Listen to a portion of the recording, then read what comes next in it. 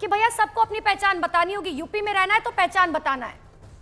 नहीं, देखिए 10 साल से केंद्र में भारतीय जनता पार्टी की सरकार है, लगभग 7 साल उत्तर प्रदेश में भारतीय जनता पार्टी की सरकार है। आप देखी होंगी कभी भी धर्म जाति वर्ण मत मजहब देखकर कार्य नहीं किया गया।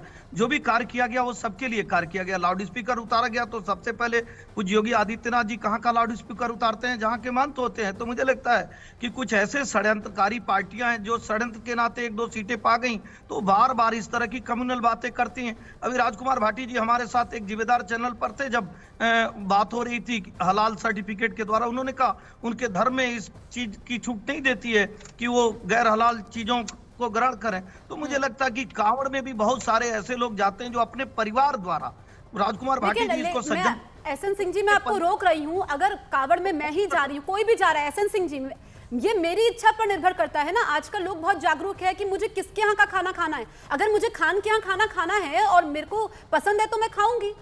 इसमें दिक्कत क्या हो गई है? बहुत सारे पवित्र दिन ऐसे होते हैं जिसमें हम सात्विक भोजन खाते हैं, तो फिर ये कांवड़ यात्रा में ही विशेष तौर पर क्यों? नहीं, आप देखिए भारतीय जनता पार्टी की सरकार ने ये नहीं कहा कि फला धर्म के लिए, लेकिन बहुत सारे लोग कहते हैं। अभी पूछा जाए, अभी इनकी सहयोगी पश्चिम बंगाल में उन्होंने कहा कि हम एक अलग कॉरिडोर बनाएंगे जिसपे ताजिया जाएगी, 10,000 आवास बनाते। अगर आप मुझे सुन पा रही हैं तो एक सवाल मैं पूछना चाहती हूँ। समाजवादी पार्टी कार्य करती है, उस समय तो बिजली के भी धर्म होते थे, विकास के भी धर्म होते। ठीक है, हमारी सहयोगी सपना, एसएन सिंह जी एक सेकंड रुकिए, हमारी सहयोगी सपना एक सवाल पूछ रही है, वो ग्राउंड जीरो पर मौजूद है। सपना।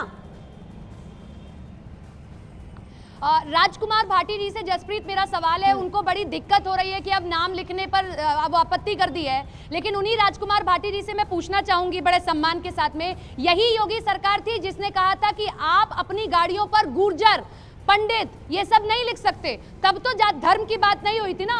तो अगर वहां सख्ती कर सकते हैं तो अगर यहाँ नाम लिखने के लिए बोल दिया तो दिक्कत क्या है? आपकी मेरी मर्जी। कांवड़िए भी कह रहे हैं कि हम शकील आरिफ नहीं देखेंगे, हम चीजें खाएंगे, किसी को पहचान बताने से दिक्कत क्या है? सर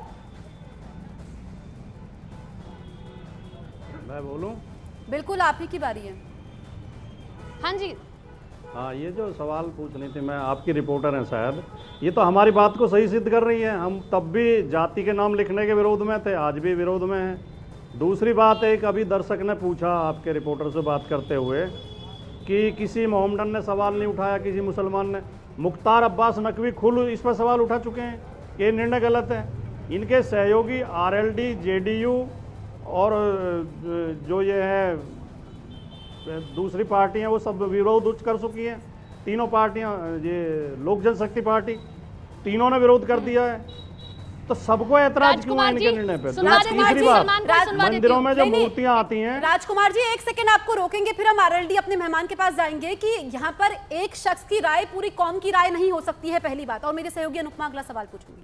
ठीक है राजकुमार जी, एक शख्स है जो ग्राउंड पर में, मेरी जो सहयोगी है उनके साथ कोई शख्स है जो आपसे एक सवाल पूछना चाह रहा है और वो भी मुस्लिम समुदाय से ताल्लुक रखता है। एक बार सपना सवाल पूछे, फिर मैं राजकुमार जी आपके पास लौट रही हूँ। खान साहब ये बताइए भाईजान, कोई दिक्कत हुई अगर ये नाम लिखने के लिए बोल दिया? क्या कोई आपके ग्राहकों में कमी आई किसी तरीके की? हाँ, कोई कमी नहीं आई, और बाकी आने वाले 2-1 दिन के बाद जो है हम इधर से हर साल उधर चले जाते हैं। कोई ऐसी आपको, आप अपना नाम बताइए, नाम बताइए पूरा। मेरा नाम है मोहम्मद नईम भाटी खान। साहब आपके लिए है। कोई दिक्कत अगर आपको सरकार के इस फैसले से है? कतई कोई दिक्कत नहीं है ना? हमें दिक्कत जब होती है हम यहाँ पे लगाते हैं। हाँ, हम आने वाली 22 तारीख में अगर किसी ने आपसे कह दिया कि आपका नाम नौशद खान है, बताने में कोई दिक्कत नहीं ना? मेरा नाम सपना शुक्ला है। से कहता हूँ, मैं मुसलमान हूँ, मुसलमान अपने नाम से दुकान लगाऊंगा यहाँ पे, मैं नाम बदल कर दुकान लगाऊंगा। मैं मुसलमान हूँ, वो राजनीति नहीं कर रहे, जिस कौम का परचम लहराने की कोशिश कर रहे हैं उन्हीं की ग्राउंड रियलिटी हम दिखा रहे हैं। वो कह रहे हैं हमें तो कोई दिक्कत नहीं है, क्यों राजनीति हो रही है इस पर? एक तो हाँ ठीक है राजकुमार जी, आप ही की बारी, उसके बाद मुफ्ती मंजूर के पास जाऊंगी मैं। हाँ, नहीं, मैं बोल रहा हूँ, आप जो पूर्वाग्रह से ग्रसित होकर बात कर रही हैं। आप कह रही हैं जिस कौम की आप आवाज़ उठा रहे हो, रहनुमाई कर रहे हो, हम भारतीय कौम की रहनुमाई करते हैं, भारत के नागरिकों की करते हैं। हम किसी एक जाति की, एक धर्म की रहनुमाई नहीं करते। सर हम भी गंगा जमुना तहजीब की यहाँ पर बात कर रहे हैं, हम भी यहाँ बैठकर गंगा जमुना तहजीब की बात कर रहे हैं। मुझे लगता है राजकुमार भाटी जी बहुत सम्मान के साथ आप डिबेट में आए हैं, आप अपनी बात रखिए ना, टारगेट करना छोड़ दीजिए। फिर आप नाराज हो जाते हैं। आप क्यों हमें टारगेट कर रहे हैं? हम तो दोनों पक्षों से सवाल पूछ रहे हैं, हम तो जनता की आवाज है, सहयोगी हमारी ग्राउंड पर मौजूद है। बहुत आसान हो जाता है ना हम पर हमला करना आपके लिए, ऐसा मत करा करिए। हमारे साथ आरएलडी से रोहित अग्रवाल मौजूद हैं। रोहित जी, आपने पक्ष विपक्ष ग्राउंड सबको सुना, आप ये बताइए कि इस पर जो ये विपक्ष सवाल उठा रहा है, ठीक है आपको मौका दी, नहीं मैं आपको बोल रही थी आपको बहुत मौका मिला है। राजकुमार भाटी जी, आपको सम्मान के साथ बहुत मौका दिया है, और भी मेहमान मौजूद है ना, सभी को मौका देना होगा, सभी को मौका देना होगा। अभी सवाल किया, उसका जवाब तो ले लें। नहीं, हमने आपको बोला आपके पास आएंगे। अच्छा ठीक है, जल्दी से बोलिए, जल्दी से कंप्लीट करिए अपनी बात। आपने बोला था कि जिस कौम की आप रहनुमाई करते हैं, मुझे इस पे ऐतराज था, मैं ऐतराज भी ना करूं।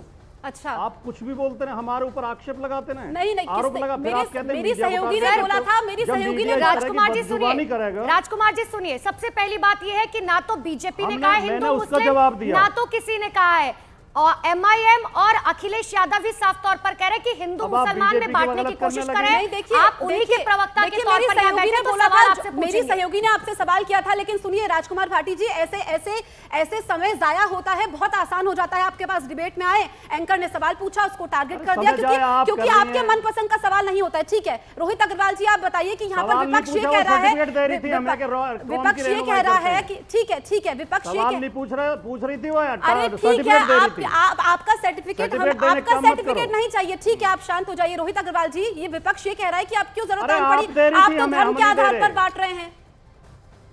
रोहित अग्रवाल जी देखिए एक बात हमको और आपको समझना पड़ेगा कि जब कोई कानून पहले से अगर बना हुआ है, तो सरकार को कहीं ना कहीं इस चीज को देखना चाहिए कि किस साजिश के तौर पे इस बात को इतना बड़ा हवा मिल गई कि आज विपक्ष को राजनीति करने का मौका मिल गया धर्म के नाम पे। सरकार को ये तो समझना पड़ेगा ना, विपक्ष चिल्लाता रहा पूरे चुनाव में संविधान खत्म हो जाएगा, सरकार उसको डिफेंड नहीं कर पाई, उसका नतीजा हमने देखा ना कि हम कमजोर हो गए। तो इसी तरीके से अगर आज धर्म के नाम पे ये बांटने का विपक्ष नैरेटिव सेट कर रहा है, रोहित जी मैं लौट रही हूं आपके पास। मुफ्ती मंजूर जी भी मेरे साथ बने हुए हैं। मुफ्ती मंजूर जी, ग्राउंड रियलिटी आपने देखी, अब तो ये लग रहा है ना कि देखिए मुसलमानों को भी कोई दिक्कत नहीं है, वो भी साफ तौर पर कह रहे हैं कि हमें तो कोई दिक्कत नहीं है। मैडम देखिए, तीन बातें कहना चाहूंगा और आपके चैनल के हवाले से इसलिए कहना चाहूंगा, थोड़ी सी जल्दी। एक वो तीनों बातें, वो शख्स जो वहां से बात कर रहा था, उनसे ये कहा जा रहा था 22 तारीख के बाद हमें इस रोड पे नहीं रहने दिया जाएगा, यहाँ से हटा दिया जाएगा, आपने उनकी पूरी बात नहीं सुनी। दूसरी अहम बात ये कह रहा था, हमारे पंडित जी ने कहा है कि भाई हमें अपनी पवित्रता का ख्याल रखना होगा। तो महाराज, क्या इतने सालों से जो मुसलमानों से सामान खरीदा जा रहा था, क्या उनकी तमाम लोगों की पवित्रता भंग हो गई थी? तीसरी अहम बात ये कहना चाहूंगा कि क्या हर एक शख्स को अपने गले में अपना नाम लिख करके लटका करके हिंदुस्तान में चलना पड़ेगा? ये तीनों सवाल हैं जो तमाम लोगों के समय की कमी है, माफी के साथ। विक्रमादित्य जी, जो जियारी जी कह रहे थे, जल्दी से आप जवाब दे दीजिए। हरियाणा के अंदर व्यक्ति पकड़ा गया, गुड़ के अंदर जिस प्रकार से ब्लेड पकड़ के निकाल रहा था।